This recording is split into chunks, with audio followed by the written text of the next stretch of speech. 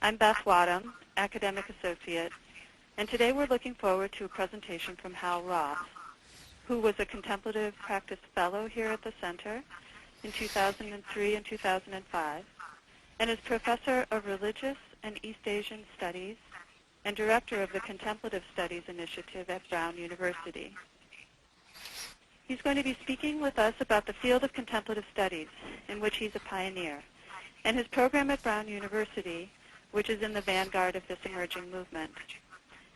Hal will present for about 35 to 40 minutes, and then open to your questions for the final 20 to 25 minutes of the webinar. As participants, you're invited to type in your questions at any time using the control screen on the right side. But after Hal finishes with his presentation, you can use the raise hand feature. And we're hoping that we'll be able to bring in some of you to ask questions using the whatever audio you have, your telephone or the mic on your headset. So Hal is giving this webinar from Brown University, and we're excited about being able to bring you presenters from all over our wide-ranging network. This will be our third webinar, and after it's over, we'll add it to the others archived under the webinar tab on the association website. So we're still refining the delivery of these, and we welcome your comments and suggestions. We're planning to offer them monthly. Starting in September, we'll have Dan Goleman, who is author of Emotional Intelligence and now Social Intelligence, longtime friend of the Center. But for today, we want to thank Hal and welcome him. Thank you for sharing your presentation with us, Hal, and I'll hand it over to you now. Okay. Thank you, Beth. Let's see if we can get this to go. Yeah, here we go.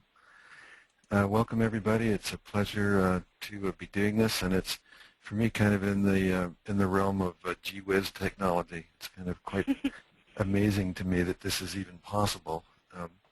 So without further ado, let's get into the PowerPoint that I have to present to you, which basically goes over the basic principles of the field of contemplative studies, and then talks about some of the things we're doing here at Brown to implement this emerging field.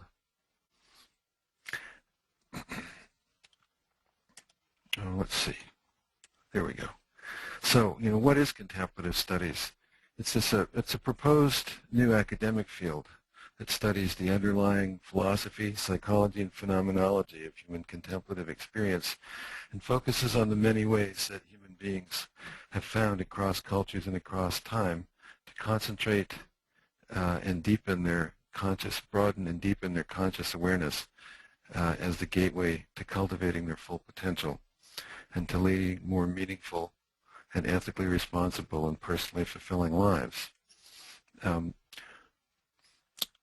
In contemplative studies, we're trying to develop a whole new academic field. Excuse me, Hal. I'm sorry. I have to interrupt for a second. We are not seeing your screen, so I'm hoping that if you just click on Show My Screen, we'll be able to see what you have on your computer screen. Okay, let's see. The audio is working terrific, and now we can see your screen. Thank you. Okay, so sorry for that. So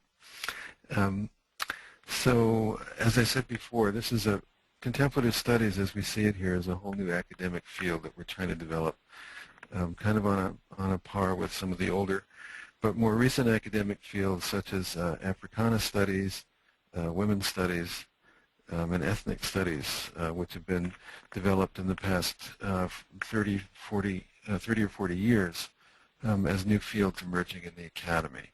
So what we're attempting to do is, as I said before, study human contemplative experience and look at it across culture and across time.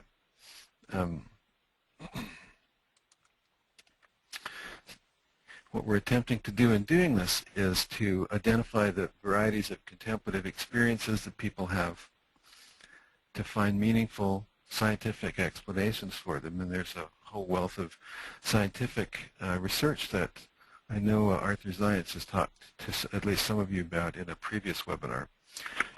We're looking to find meaningful scientific explanations for these contemplative experiences, and also to cultivate direct first-person knowledge of them and to critically assess their nature and significance.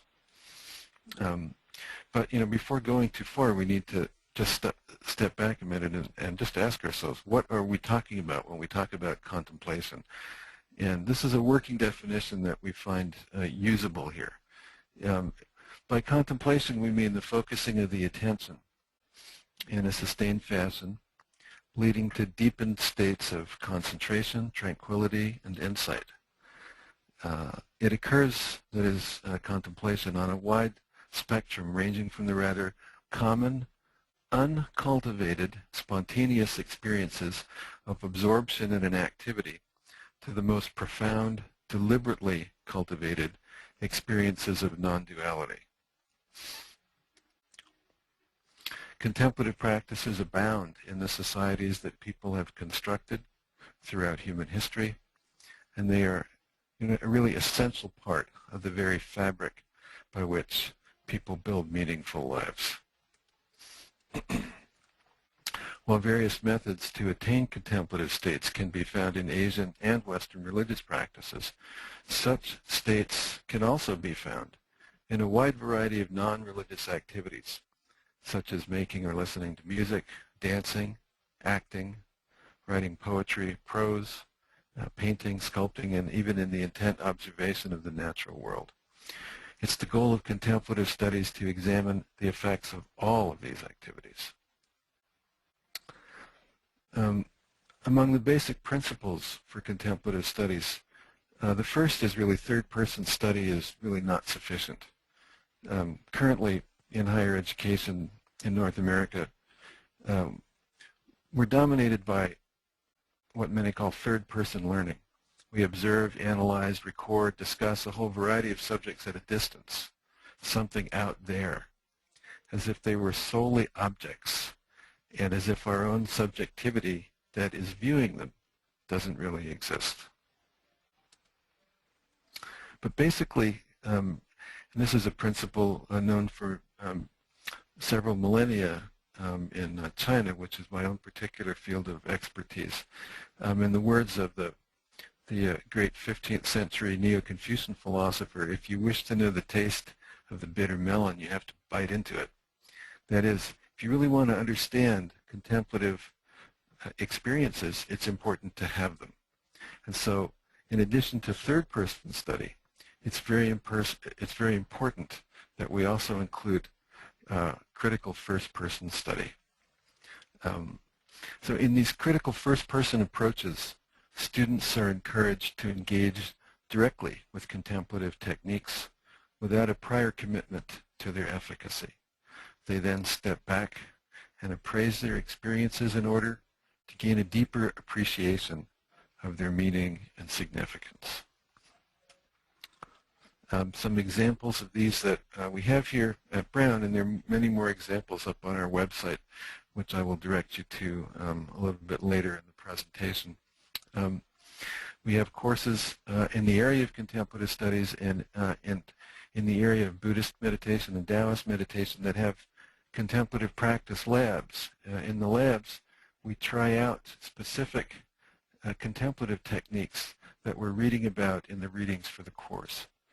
I'm just finishing up teaching a course I call an Introduction to Contemplative Studies, which involves a weekly 3-hour seminar in which we analyze readings in the field of contemplative studies and also some translations of Buddhist and Taoist texts on meditation. And in the meditation labs, which meet 3 times a week from 9 to 10 in the morning, we try out different meditation techniques that are directly related to the readings. We also have at Brown courses on language learning, which have contemplative focus exercises to begin them, courses on poetry and other forms of creative writing with a spontaneous writing component, and many other courses that involve contemplative dimensions, first-person contemplative dimensions, which are listed on the website.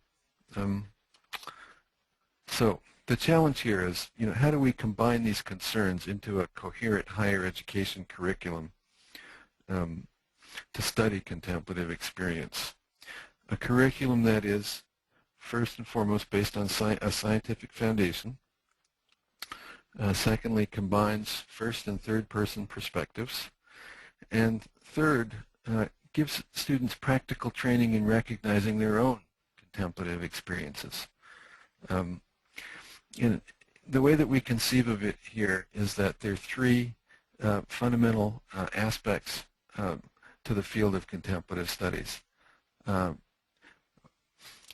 first is science, the study of human consciousness and of the nature and significance of the varieties of contemplative experience. And we see this, a lot of the research is now being done in this area in the neurosciences, in cognitive science, and in psychology. Then we're also looking at the applications of contemplative practices in health and healing. And we've done some concrete work on that, which I'll talk about a little bit later. And then also, on a more theoretical basis, we're looking at we're beginning to look at the interface between contemplative epistemologies and new developments in theoretical physics, again a specialty of Arthur Zience's. The second main area of contemplative studies as we conceive of it is, of course, the humanities. And we're looking at the role of contemplation in philosophy, in the great religious traditions of the world, in world literature, and a variety of other related disciplines. And finally, last but not least, is in the creative arts. We're looking at the role of contemplation in both the creation and the appreciation of the visual and the fine arts, creative writing, and in the various performing arts. At this moment, at Brown, what are we? What kind of organization do we have? We're officially a faculty initiative whose members, there are about 20 of us who teach courses in the area, although really at any given time only about half dozen of that group is really actively engaged with the program. So we're a faculty initiative whose members teach courses and guide work in their own areas of expertise. So we have each semester a list of courses that students can take that fall under the general rubric of contemplative studies. And we also guide work.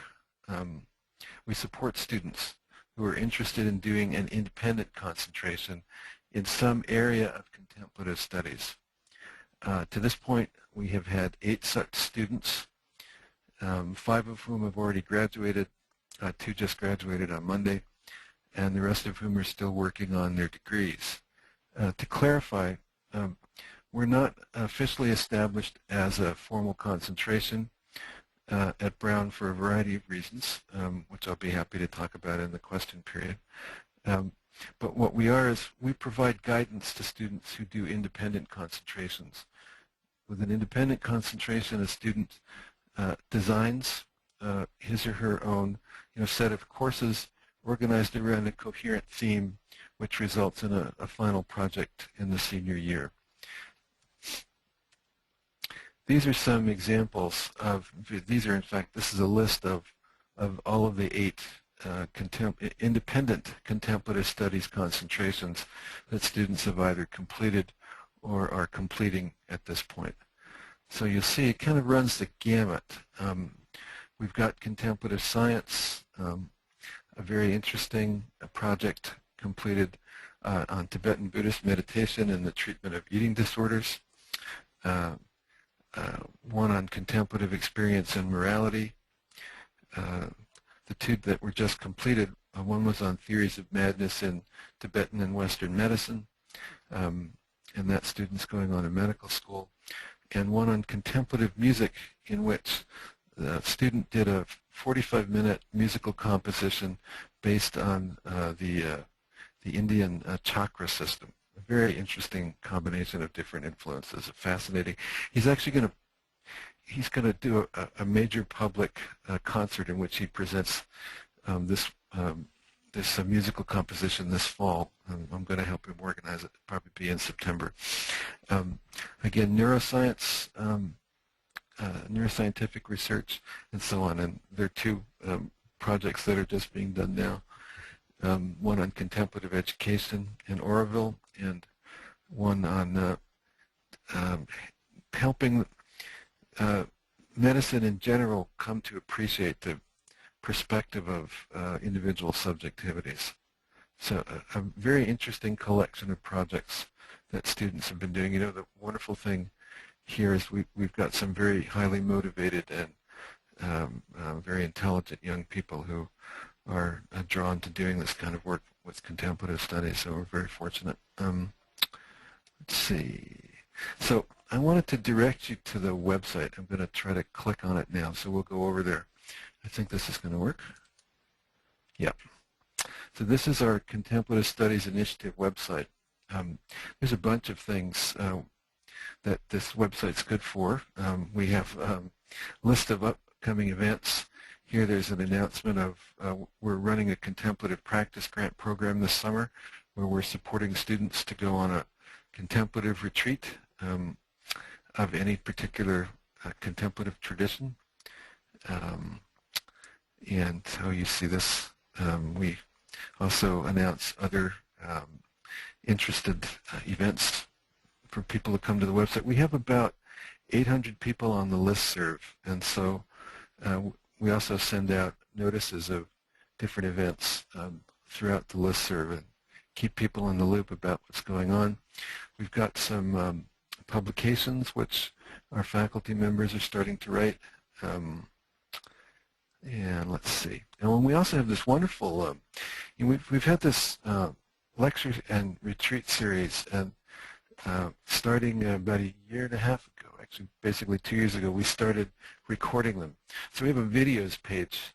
So if you go to the videos page, you can actually see videos of lectures that were given as part of our series, and you can watch them on your computer at home, which is very exciting and one of these gee whiz technologies. Here's Arthur's lecture from last February.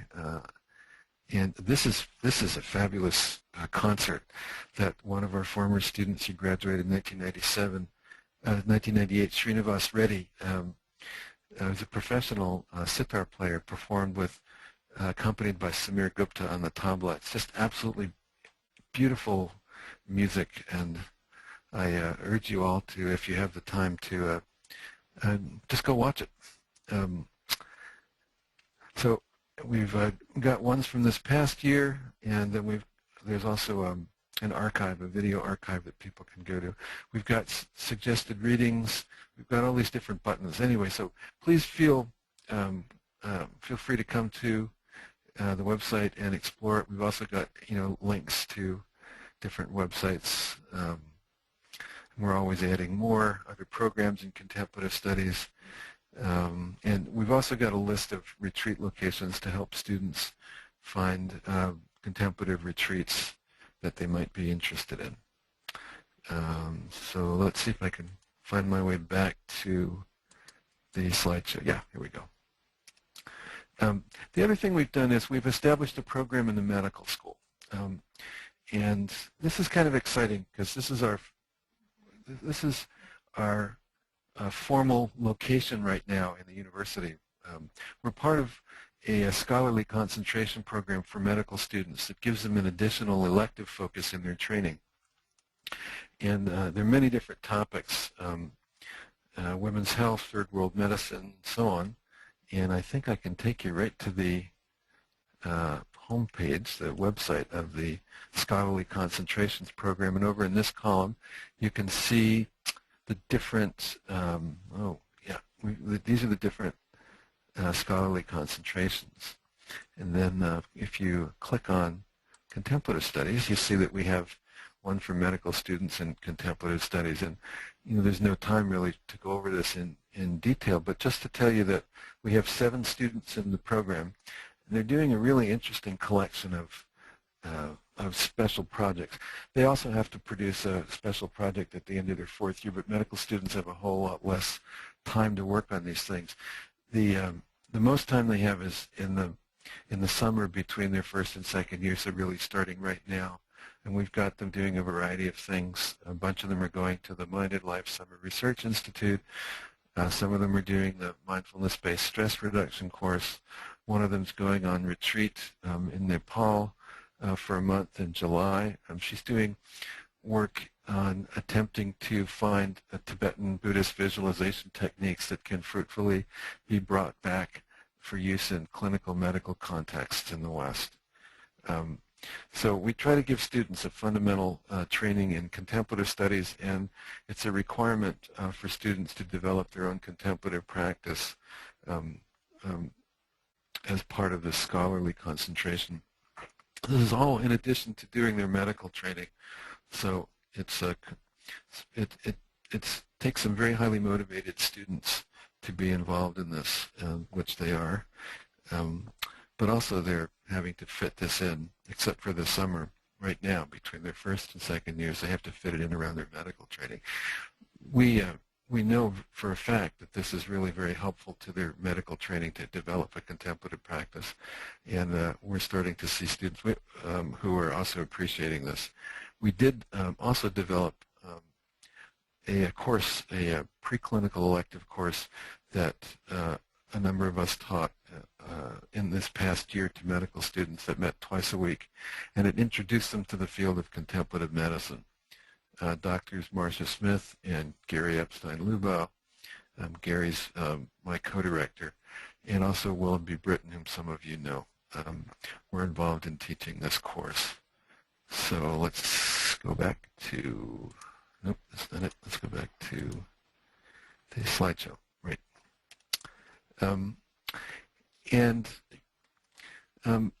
This is just kind of a big picture overview of some of the things I've already talked about. So over the past 4 years, we've organized 52 different lectures or film viewings or retreats. I've already mentioned the videos on the website, and we've coordinated students' work, as I said before, with independent concentrations and offering contemplative practice grants. We've also worked out a proposal for a new concentration in contemplative studies, and we're just awaiting sufficient funding to move ahead with it. And finally, the other interesting dimension that I'd like to mention today is that Willoughby Britton is conducting some really interesting research on the effects of regular contemplative practice on university students. It's fairly unusual. There are very few places where this can actually, or this is being done. I think Emory is actually the only place that I know of anyway. Maybe some of you know of other places where this kind of work's being done, where students who are doing a regular contemplative practice are being studied. And I'd like to just go over with you some of Willoughby's initial results. These are based on her preliminary work, and these are unpublished. So this is based on work she did last year, and these were volunteers in 2 courses, one in each semester last year. The first is the Ethereum Practice of Buddhist Meditation course that was taught in the first semester, and this is the descendant of the course that I was originally funded for back in 1999 on a contemplative practice grant from the Center for Contemplative Mind. And the second is the Introduction to Contemplative Studies course, which was taught during the second semester.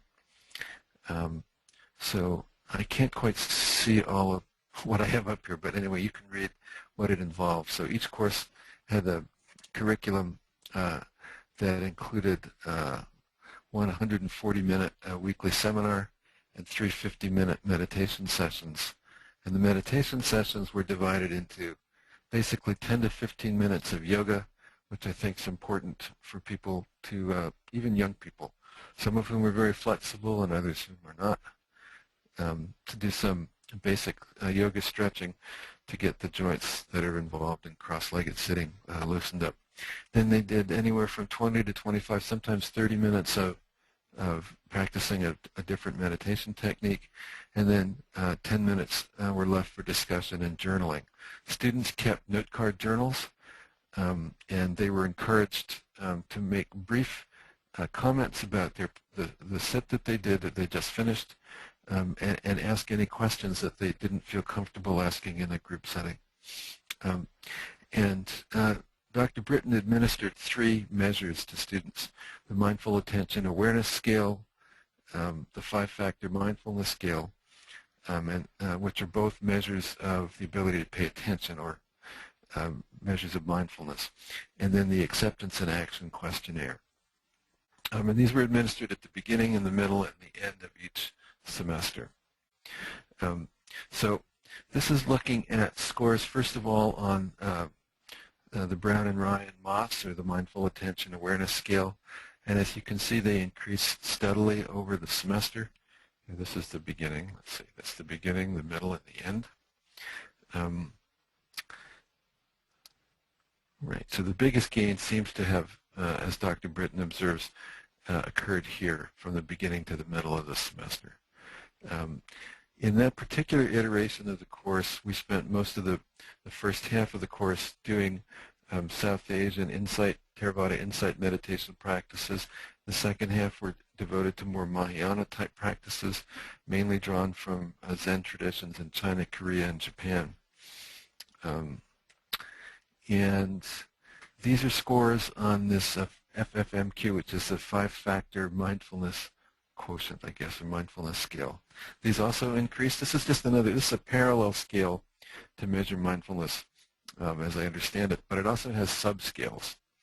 And the subscales that you see here, first of all, these are the increase in observation and attention over the course of the semester. And then this is specific observation. These are kind of interesting. So increases in observation were significant in the first but not the second half of the semester. Beginning, middle, end, I think, are the 3 different colors. Ability to describe experiences, again, increased in the beginning. This non-judgment and non-reactivity are kind of interesting. This is non-self-judgment, and non-reactivity is the ability not to react to strong emotional states. These are skills that are acquired over the course of the semester, but they definitely increased. The Hayes Acceptance and Action Questionnaire, students, this is a little harder. These are just plots on the last 2 scales that we showed on this slide. This is just a different way of looking at it. The student scores increased significantly on the willingness subscale, and this suggests an overall decrease in experiential avoidance of intense events and increased acceptance of unpleasant mental states and emotions. And in terms of clinical symptoms, this is really interesting. Students showed a 30% reduction in total symptoms with a 40% reductions in both anxiety and depression. And they showed a trend toward improved social functioning, both in terms of interpersonal sensitivity and feelings of isolation and loneliness over the course of the semester. The more mindful, this is what this says, is the more mindful students got over the course of the semester, the greater the improvement in symptoms of depression, which is very interesting. And increased scores on this other mindfulness scale were associated with improvements in attention problems. So if students had attention problems like difficulty concentrating, the higher the scores on the mindfulness, the less the reports of difficulty concentrating and paying attention, as I understand this. Decreases in total symptoms were most evident in second semester for decreases in depression, and were correlated with things like non-reactivity and attentional clarity. Decreases in experience avoidance or willingness to experience unpleasant emotions was significantly correlated with decreases in anxiety. This all makes sense.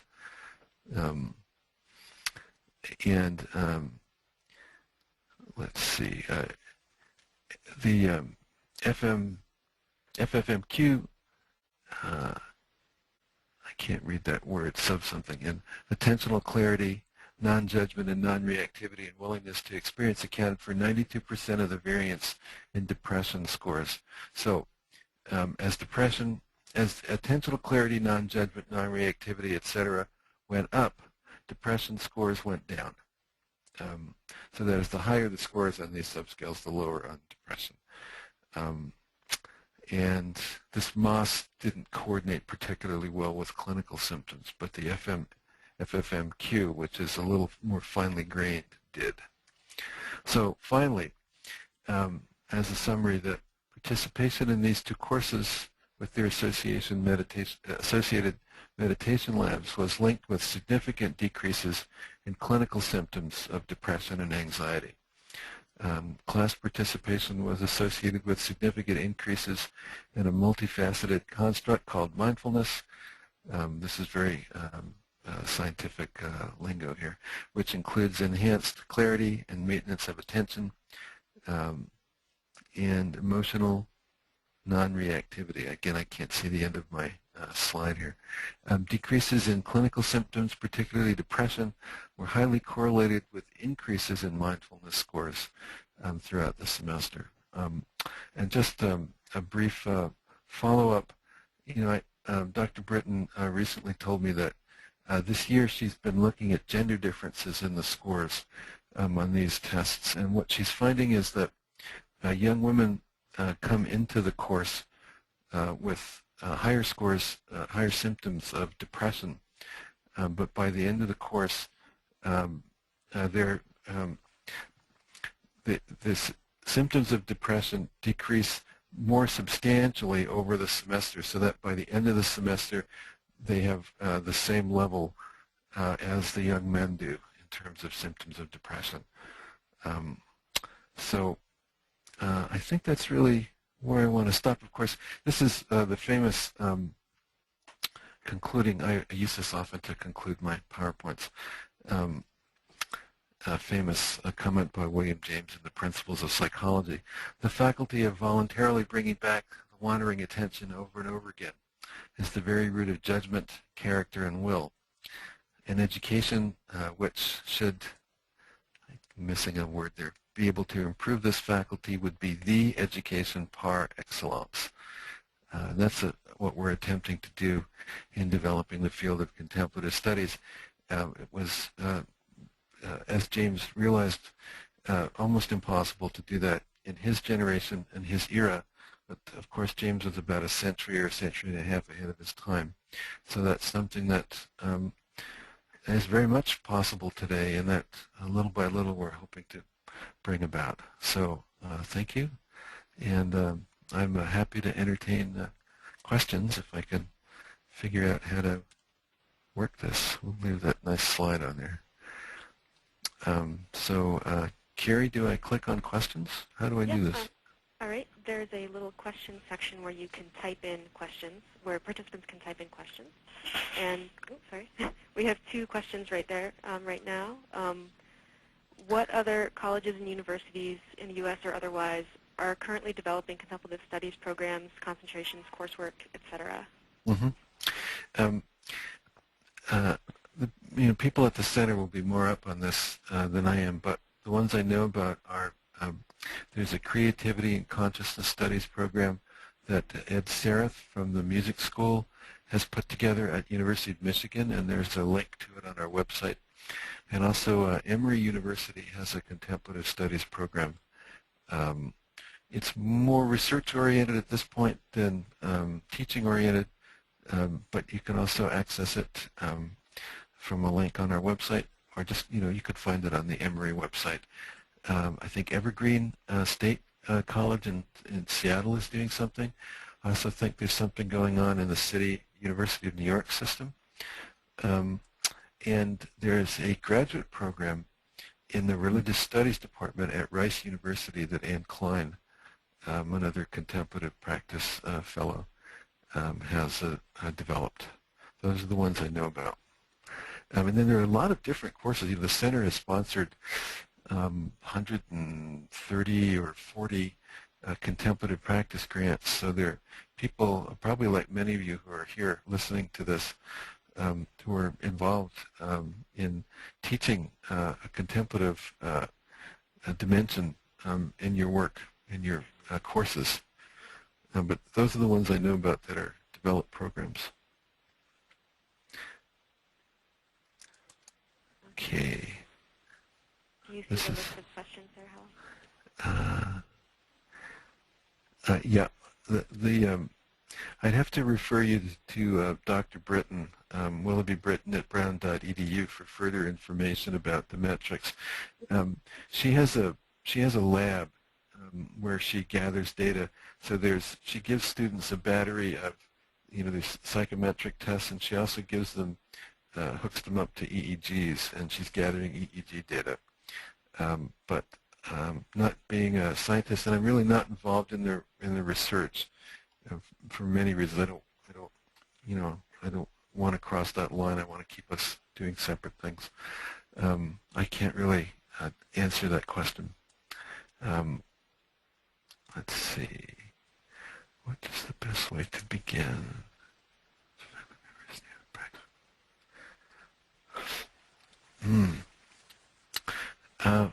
Probably gathering info. So the question I'm answering is, what is the best way to begin if a faculty member is new to the practice of incorporating contemplative studies into humanities courses? I think one of the best resources is this website, the Center for Contemplative Mind website. There's a lot of practical information there, and there's a huge amount of gathered wisdom that's available on the site, including syllabuses for courses that people have developed, many of which are in the humanities. So I think that's a good place to begin. Also, if you have a contemplative practice of your own, that's also very helpful as a way to begin. What was her name? It's Willoughby. Willoughby is W-I-L-L-O-U-G-H-B-Y, and then Britton is B-R-I-T-T-O-N, and her name will be in the PowerPoint that's on the center's website. This is I don't know the answer to how do I see the questions that others.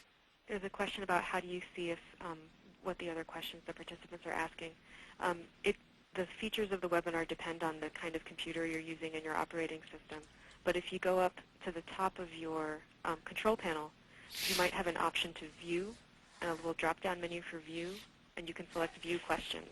But if it's not there, then don't worry. It just means that the way your current setup is, it's just not supported by the webinar software.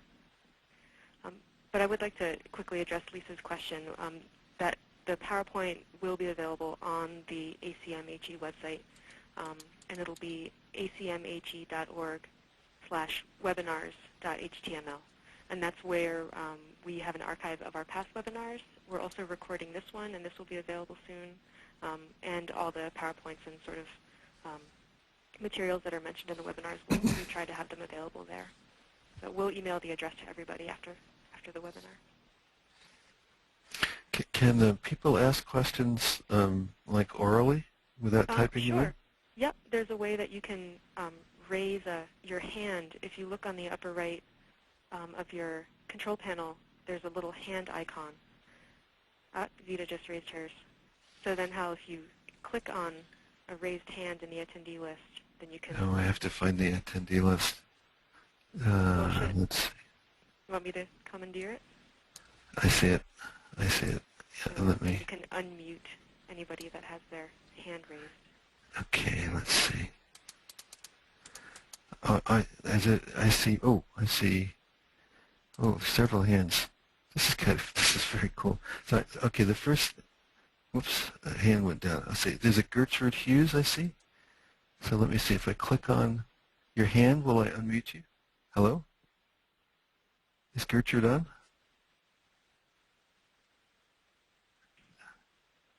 I didn't hear a question. Did I? Yeah, there, I see your microphone is there. Gertrude, can you hear me? Can you ask the question? All right. Okay, I'm gonna mute you again, and if you want to type your question down below, feel free.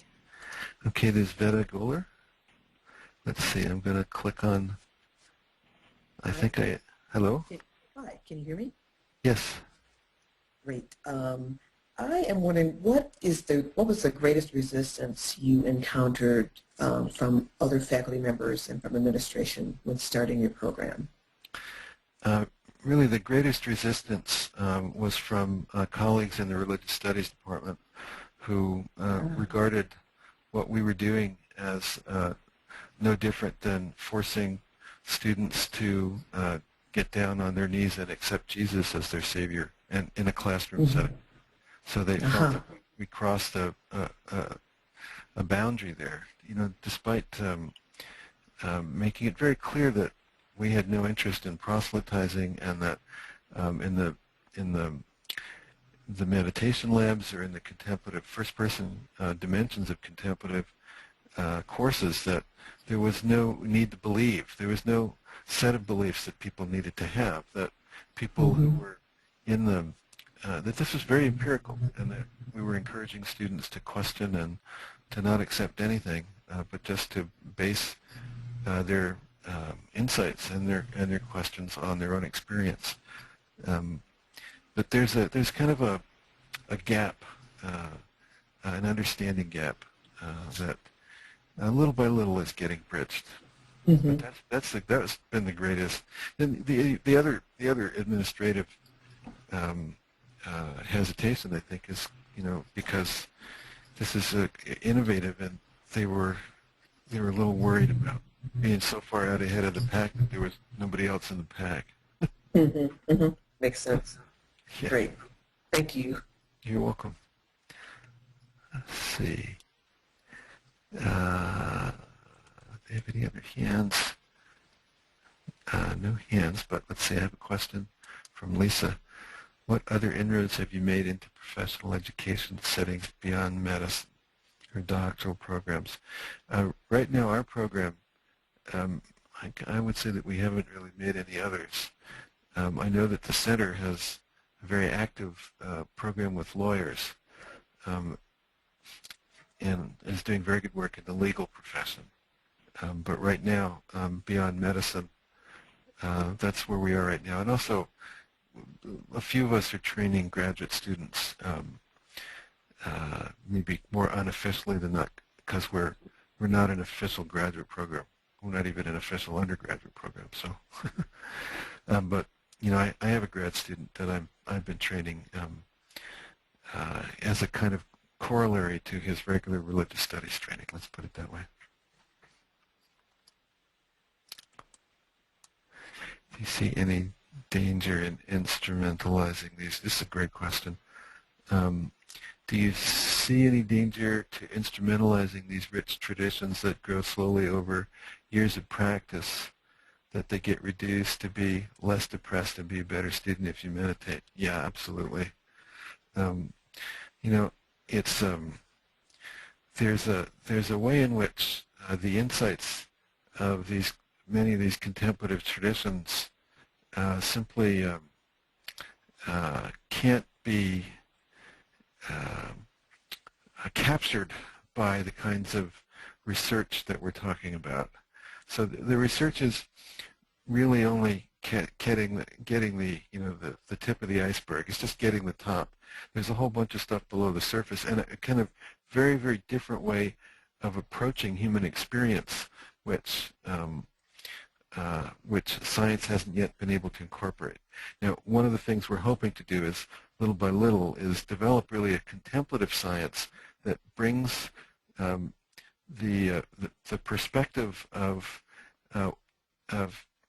well-cultivated contemplatives who are able to observe their own experience carefully and in an unbiased fashion, to bring that perspective and incorporate that into science, and little by little develop new types of research. There's some very interesting work that I think Arthur Zients touched upon being done out at University of Wisconsin in the lab of Richie Davidson, and it's generally in the area that's been pioneered by Cisco Varela and Evan Thompson, called neurophenomenology, which is very interesting. And it's attempting to do both third-person neurological investigations and studies and measurements, at the same time asking for first-person observations of what the subject is experiencing at that moment and linking them together. So that's a step in that direction. But I agree. You can't. The danger is definitely there, and I'm certainly aware of it. But I think it's worth taking the risk, and I think that the scientific research, and there's been a huge amount of scientific research, and now the National Institutes of Health and Mental Health are funding. I think I looked up recently, there are over 1,000 different projects, research projects on different aspects of contemplative practice, be they yoga or meditation, mindfulness meditation or mindfulness-based stress reduction, that are being funded right now. Not all by those institutes, but by other private funding agencies, that are really leading to improvements in many different areas and treating various kinds of illnesses, both psychological and physical, or some sort of combination of the two. So I think it's worth taking the risk, but I agree very much that there are limits right now, particularly to what science can do. But it's the scientific research that's helping us. This is the kind of lingua franca that we in the academic universe that we live in right now. That if science says this is a valid phenomenon, then the academy is more willing to accept it than if contemplative practitioners say it's a valid phenomenon. That's a great question. I've raised my hand. Yes, okay. And I need you to unmute me. Okay, so I'll go back and try to do that. This is Gertrude. Let's see. Okay. Yes, yes, yes.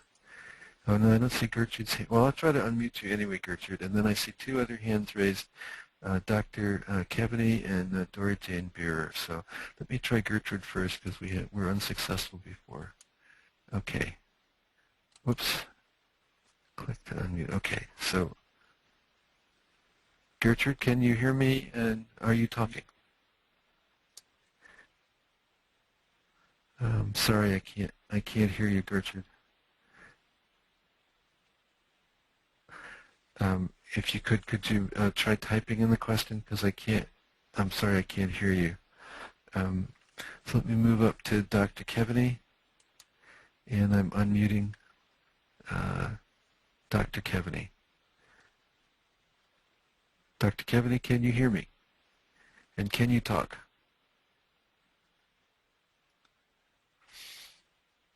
I'm sorry, I don't hear you. Carrie or Beth, are you on? Can you? I'm on. Carrie's on. Yep. Can you hear Dr. Kevaney? No.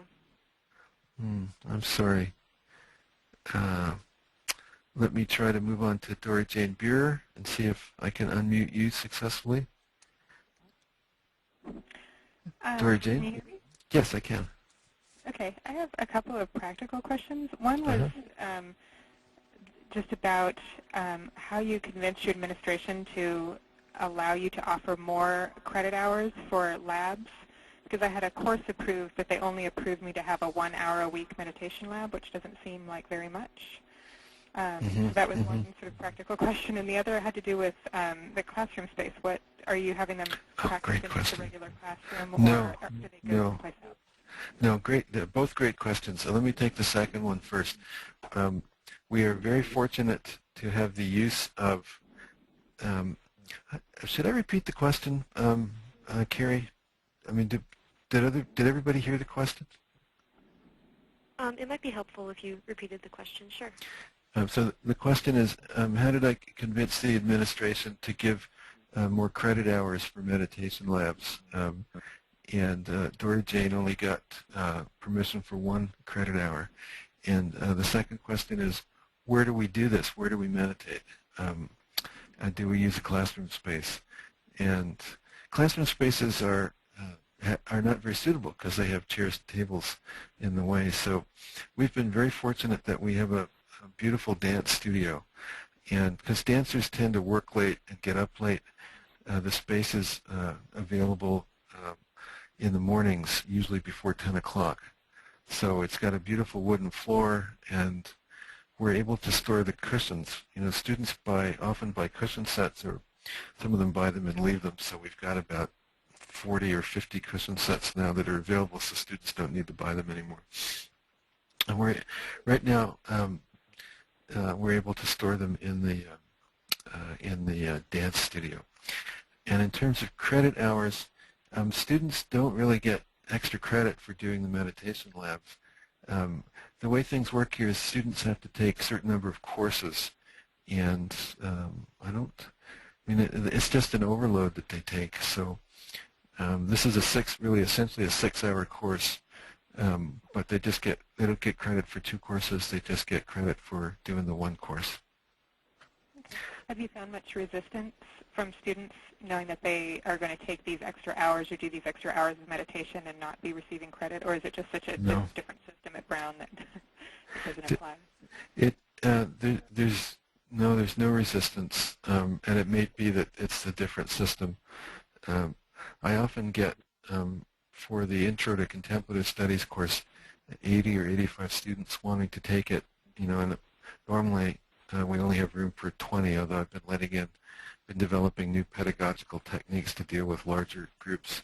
So this year we ended up with 27. Last year we had 35.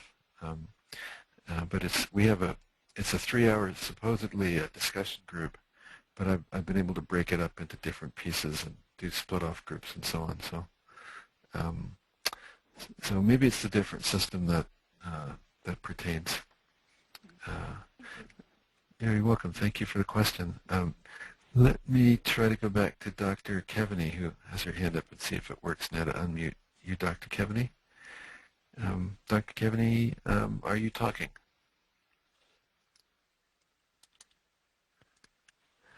I'm afraid I don't hear. We're still not hearing you. Yeah. I'm going to move on to a written question. Why is Tibetan Buddhism so important in this field? It's an interesting question. I think part of it is simply because of the interest that the Dalai Lama had in developing a deeper understanding of Western science and an openness to correcting basic Buddhist doctrines if science was able to contradict them. There was also a group of scientists that organized to meet with the Dalai Lama. This is the Mind and Life. That they eventually formed this group called the Mind and Life Institute, and these were some of the leading scientists particularly in neuroscience and cognitive science, such as Richie Davidson at University of Wisconsin, and also Stephen Kosslyn at Harvard, and John Cohen at Princeton, the ones I can think of off the top of my head. Also, Cliff Sauron is doing this really interesting work out at University of California at Davis. So I think that's partly the reason the Dalai Lama, but there's also been a lot of work on the Vipassana, insight meditation techniques, and the insight meditation techniques were developed into a clinical context by John Kabat-Zinn at the Center for Mindfulness, and there's a whole lot of research, I would say even more research, on the mindfulness-based stress reduction techniques than on Tibetan Buddhism. I think one of the other reasons maybe why there is a lot of the neuroscientific research rather than the clinical research is on Tibetan as opposed to Vipassana or insight meditation is that scientists in North America have been able to, again, I think because of the Dalai Lama, bring into the lab, bring advanced Tibetan lamas, I think between a half dozen and a dozen of them at any given time into those, particularly those 3 labs, Wisconsin, Harvard, Princeton, and they've had 10,000 or more hours of meditation experience, and I think it's just making these advanced practitioners available to scientists, which has caused the preponderance of neuroscientific research to be on Tibetan Buddhism. And I see a question.